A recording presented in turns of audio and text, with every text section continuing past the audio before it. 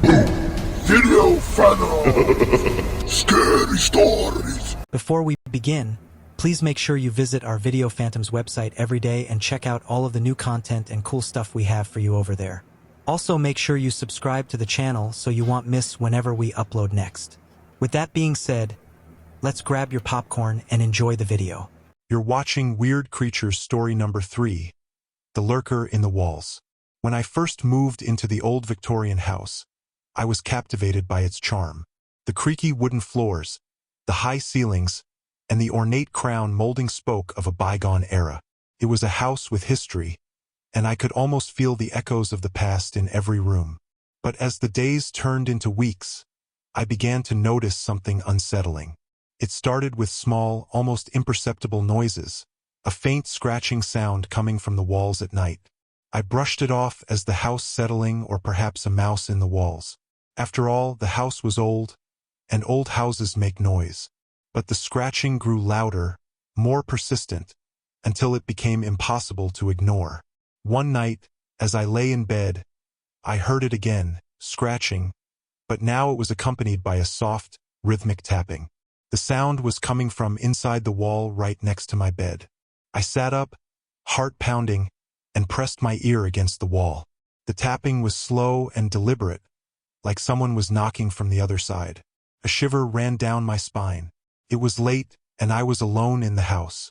I told myself it was just the wind or maybe a loose pipe, but the sound was too rhythmic, too purposeful. I couldn't shake the feeling that there was something or someone inside the walls. The next morning, I called a pest control service to check for mice or rats. The exterminator came and inspected the house thoroughly, but after an hour, he found no signs of any rodents. Probably just the house settling, he said with a shrug as he left. But the unease in my gut told me otherwise. That night, the sounds returned, louder and more insistent than before.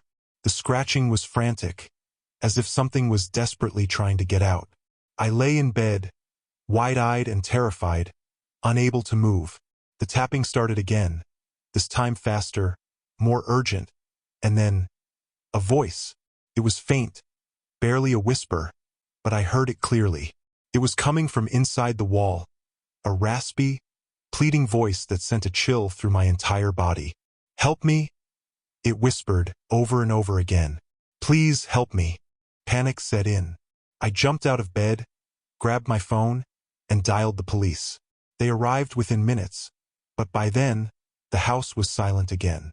They searched the property, checking every room and even the crawl space, but found nothing. No signs of an intruder, no evidence of anyone hiding in the walls. "Must have been a prank," one of the officers said, though his eyes betrayed his unease. They left me with a reassuring smile, but it did little to calm my nerves. I didn't sleep at all that night. I sat in the living room, every light in the house turned on, waiting for the sun to rise. The walls were silent, but I knew better than to think it was over. Something was in those walls, something that wasn't a rat or a pipe. The next day, I decided to take matters into my own hands. I went to the hardware store, bought a sledgehammer, and returned home with a sense of grim determination. If there was something in my walls, I was going to find it. I started in the bedroom where the sounds had been the loudest. With each swing of the sledgehammer, I felt a mix of fear and anticipation. The plaster and lath crumbled under the force, revealing the wooden beams beneath. I kept going, tearing away at the wall, until I exposed a small, dark cavity. I shined my flashlight into the hole, expecting to find nothing, maybe just some old wiring or insulation. But what I saw made my blood run cold. There, nestled in the darkness between the walls, was a small, desiccated figure. It looked human, but impossibly thin and shrunken, as if it had been trapped there for decades. The skin was stretched tight over the bones, and the face was twisted in a grotesque expression of fear and pain. The eyes, though sunken, seemed to stare right at me. I stumbled back, dropping the flashlight, my breath coming in ragged gasps. This was impossible. How could someone or something have been inside the walls all this time, and how had it survived? My mind raced, trying to make sense of what I was seeing, but there was no rational explanation. I gathered my courage and stepped closer, peering into the cavity. That's when I saw the scratch marks. They covered the inside of the wall, deep gouges in the wood, as if the figure had been clawing desperately to escape. And then I noticed something even more horrifying. The figure's hand was outstretched, its bony fingers frozen in a final, futile attempt to reach the outside. I knew I had to get out of the house, but as I turned to leave, I heard it again. That same raspy voice, now clearer, more desperate. "Help me," it whispered, and this time, it was coming from right behind me. I spun around, but there was nothing there, just the hole in the wall and the shriveled figure inside. But the voice continued, growing louder, more insistent, until it filled the room, echoing off the walls. I clapped my hands over my ears, but it did nothing to muffle the sound. Terrified, I ran out of the house, not stopping until I was outside in the cool night air.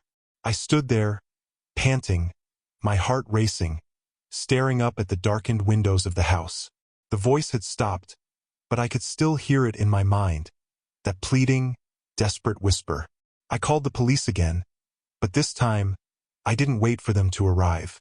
I got in my car and drove away, not caring where I was going, just needing to be as far from that house as possible. When the police searched the house, they found the hole I had made in the wall, but there was no sign of the figure I had seen. The cavity was empty, the scratch marks gone. They looked at me with pity, as if I had imagined the whole thing, but I knew what I had seen. I never went back to that house. I sold it at a loss and moved far away, to a place where the walls were new and solid, with no hidden spaces where something could lurk. But even now, in the dead of night, I sometimes wake up to the sound of scratching, and I wonder if it's found me again. Because the lurker in the walls wasn't just a figment of my imagination. It was real, and it's still out there, waiting, What's up, guys? watching, This your boy, whispering, Quan318. "Help I hope me." you enjoyed the video. Please like this video and subscribe to my channel. It really helps me to grow. And guys, if you really enjoyed the video, please give it a share on social media, Facebook, Twitter, wherever you guys be hanging out at the most. It really helps, and I appreciate it, guys. Also, my goal is to reach at least 1 million loyal subscribers over the next 5 years. Guys, I'm going to give it everything I got and go hard as I can. And hopefully it pays off for me, guys. And y'all going to be a big part of that.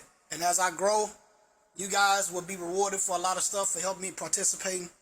And as just a token of my appreciation, guys, it's the least I can do. Also, guys, make sure you go down in the video description and click the links. Visit all my websites. I done put hella work into these websites, man. Getting them built up, jam-packed with content just for you guys. You know, we got videos, we got the hottest trending offers online. I'm talking about everything, guys. Everything from education, teaching you how to make $1,000 a day online. Like, man, guys, everything that you can think of is on there. So, guys, make sure you go over there, check it out. Click links, watch videos, do your thing, man. I really want you guys to enjoy. I worked hard on it, and I want you guys to really enjoy it, man. So, yeah. Also, guys, while you're down there in the description, make sure you go and check out my other channels. I got links to all of them down below. I worked hard on these channels, guys. I worked hard on my websites. I worked hard on everything for you guys. Make sure you join my Facebook groups. I got Facebook groups set up for every channel that I got, guys. I'm trying to go global, man. You feel me? It's the family, man. This Rich Founders, man. I want y'all to be part of Rich Founders. Y'all part of the family, man. This a mafia, you feel me? Going worldwide with this shit. But anyway, man, love you guys. Y'all be blessed, stay safe, and I'll see you in the next one.